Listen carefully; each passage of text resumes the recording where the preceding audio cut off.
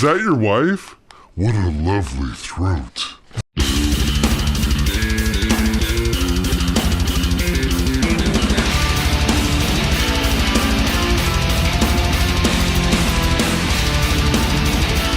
Live in the dungeon, this is the Dream Warrior Review. I'm Kurt Thomas. I'm Mick Strawn.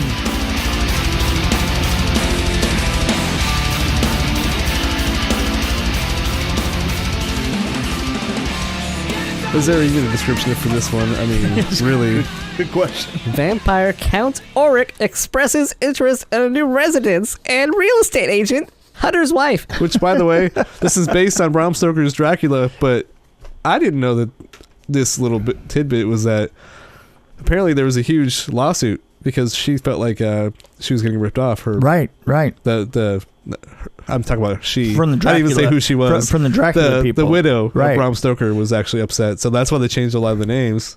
Right. And apparently what blew my mind was when I was reading about this, all the prints and negatives were destroyed under the terms of the settlement and the lawsuit.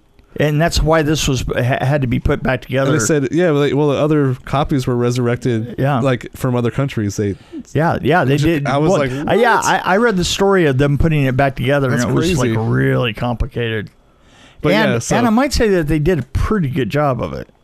Totally, absolutely. I mean, and this was definitely nitrate film. This was, and that crispness of.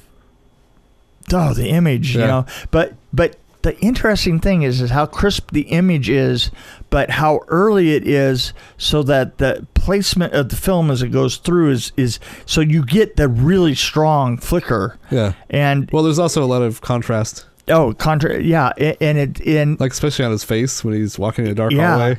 Oh, and it's just great stuff. It's designed well. It's but you know what surprised me is that. This is the first time I've actually watched the whole film. And I've watched pieces of this over the years that were really, really good. Mm-hmm. I did not know how long it was. It surprised me. It's a pretty long film. Yeah, it's a full film. Yeah. And how much this is Dracula. I mean, it is absolutely Dracula. I mean, really... pretty much shot for shot. It's pretty perfect, actually, as far as I'm concerned. But no, I mean, just the fact that it was, I just thought it was brilliant because it was so creepy. And like the shadows along the wall and the fingers. Yeah, the whole, I have to say. And the scene where he's coming down the hall and the door opens. Yeah. That was just amazing to me. And the scene where he's sucking on her neck. Yes. Right at the end. Uh-huh. And he's sucking on her neck and he's just there.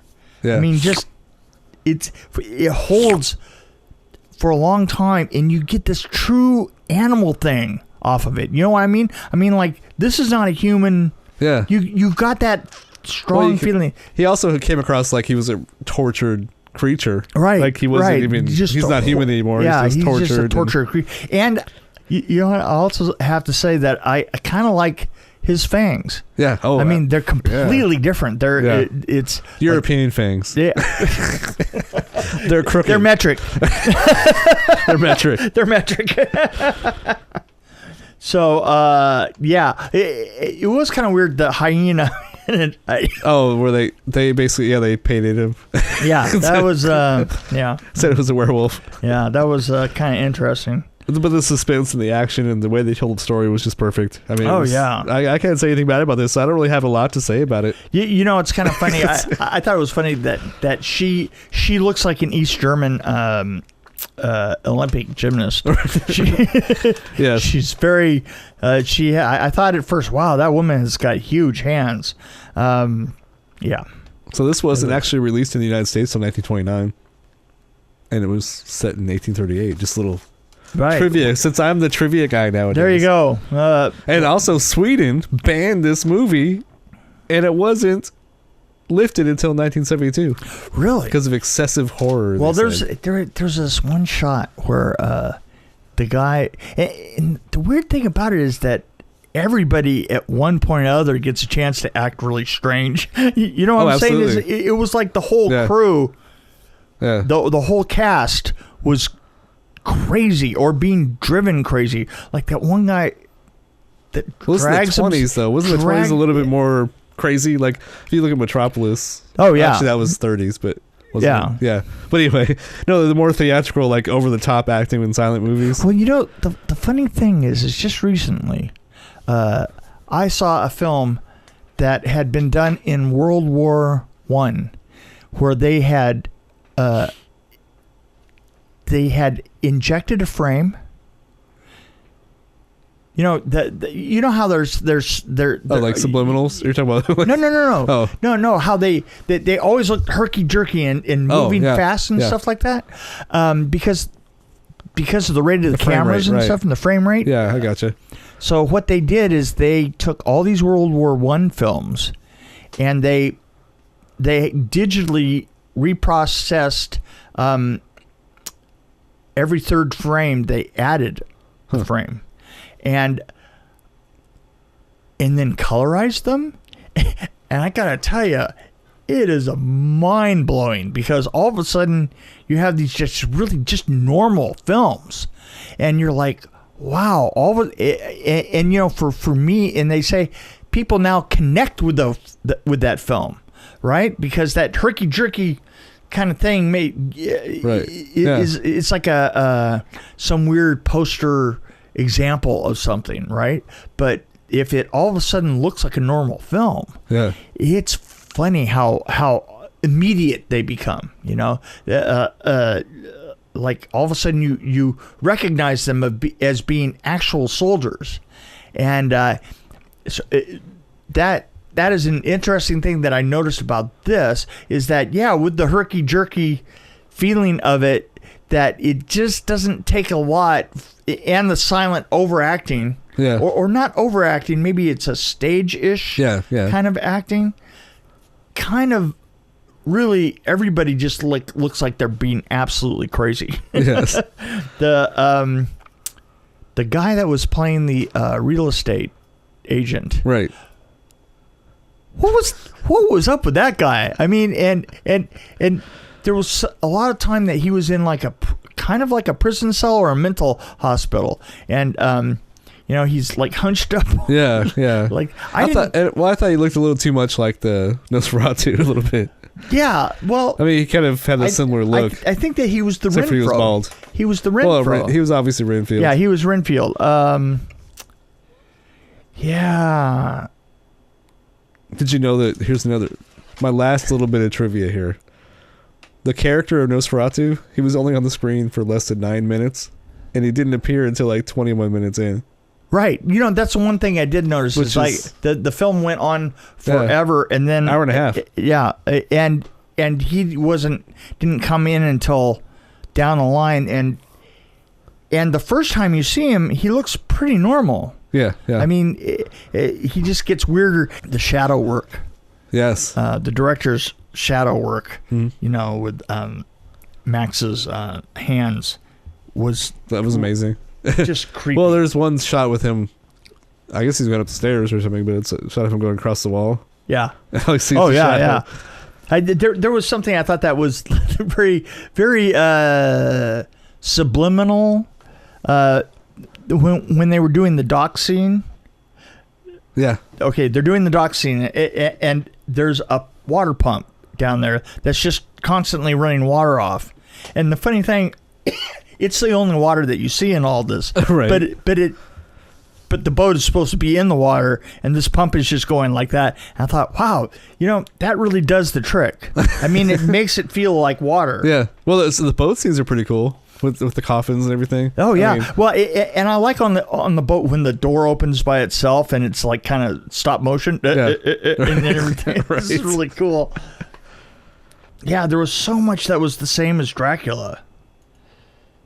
But the thing that was also interesting is that there was something about it where the two films are mixed up. Oh, absolutely. You know, they both have exactly the same elements all the way through. They're just mixed, and you know, this character is misplaced here, and this scene is before that scene, and this is one's over here. I just thought that was really so interesting. Right. Yeah. You know, to see how they mixed it up. But the biggest difference, obviously, was the creatures, the vampires, I should say. Right.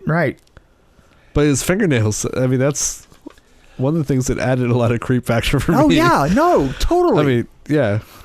Totally. I mean, the fingernails are just, that's just too weird. And she, I called her Sarah Jessica Parker eyebrow. Right? Yeah. But, and the difference between the way that, I don't know, he moved, like, really stiffly. Right. Yeah, yeah. 1931 Dracula, we see, like, yeah, it's very, very, yeah, very, very. There weren't any bats in this one either. Yeah. Where are the rubber bats? I guess they didn't have rubber bats yet. I also was wondering, she seemed to be orgasming a lot. Oh, yeah. You know, through the scenes. Yeah, I think that my favorite scene was definitely that scene where he comes through the doorway. You know what? But can I talk about something here? Can I talk about the ending of this film? Yeah. What is that? I mean, the thing is this film goes along and it's super dramatic and it has these great shots of Max Schreck. Yeah. And then at the end, he just accidentally overstays at one house and walks into the sun and is toasted. Right. That's it. It's like, it was an accident. Right. I mean, all these people are out looking for him, right? And he just kind of like, oops. Isn't that how life is, though? It is.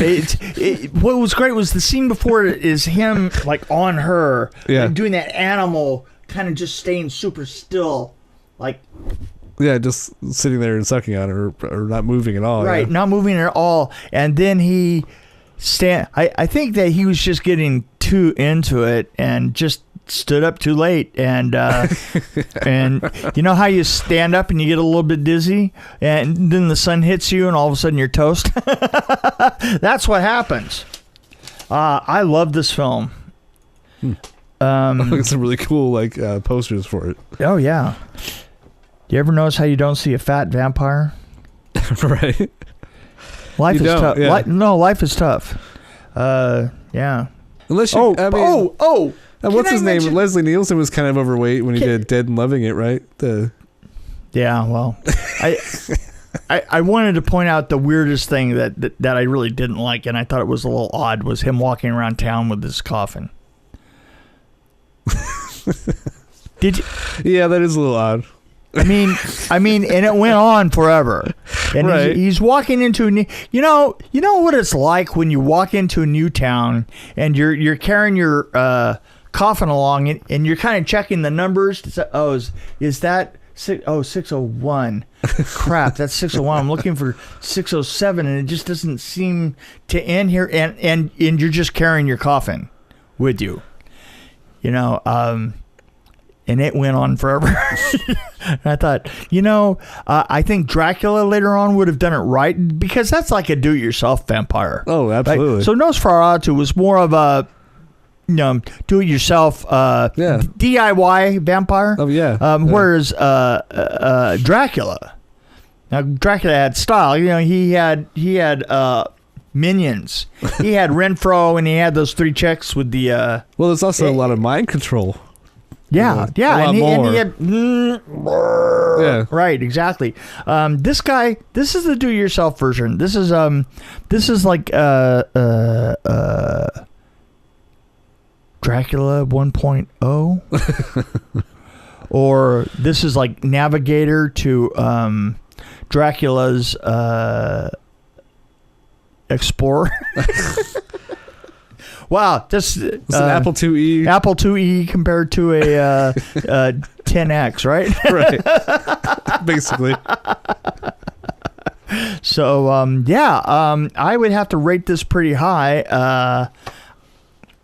You have to understand, like...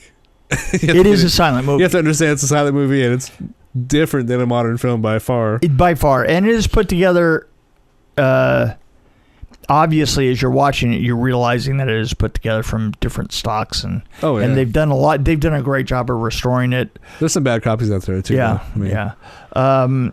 I'm if you like Dracula or horror movies, or monster movies, see this is absolutely must see. This is a must see. This is a see before you die kind of movie. Yeah. Like, you gotta see this one. Or at least halfway through. Right. Yeah, before you die. So I'm gonna drop it. I want to say 3.8. I mean, really, it was that good. Yeah. Yeah. And little pieces of it. And here's the thing. Little pieces of it are amazing. Yeah. I mean, the whole mesmerizing and like him over that and the shadow work. Yep. Just astounding. But there are parts stuff. that are kind of. Well, him walking around town Could have been a lot shorter. Him walking. It could have been shorter. Been an hour him long. walking around town with. I don't know why they restored all of that because they could have edited it out and I wouldn't have missed a thing. They could have put that on the bonus stuff on the Bonus DVD. CD. Outtakes. DVD. Shout out to Nosferatu. Yes. Yeah. Max, you're welcome to come on the show. Yeah, Max, come on. So, what'd you think? What is your numerical? I think I'm a tad absurdity. I'm a tad lower, but I'm just to be lower. I'm just gonna say 3.7. Wow, that's just. And just because I thought it was too long, so Yeah, no, this is it a lot was of too points long. for me. It was too long. Was, the crispness of the nitrate is just. It's kind of a treat, and you know, one thing's for sure is that the crispness of these films compared to Teen Wolf happening in the 80s, yes, and the thin emulsions and doing the black and white, the crispness it's really kind of interesting to see. It is. Yeah, it is almost equivalent to some digital stuff. It's so clean. Yeah.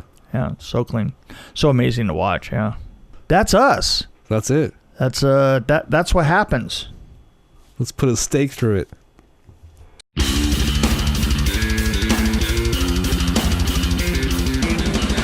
Thanks for joining us on the Dream Warrior Review podcast. Don't forget to tell your friends about us, follow us, and, of course, like us. We can be found on Podbean, which is an amazing app, YouTube, Stitcher, Alexa on any pod, iTunes, Google Play. We're on Twitter as well, at DW Review, and, of course, Facebook. You can find us there. You can also email us at dreamwarriorreview@gmail.com.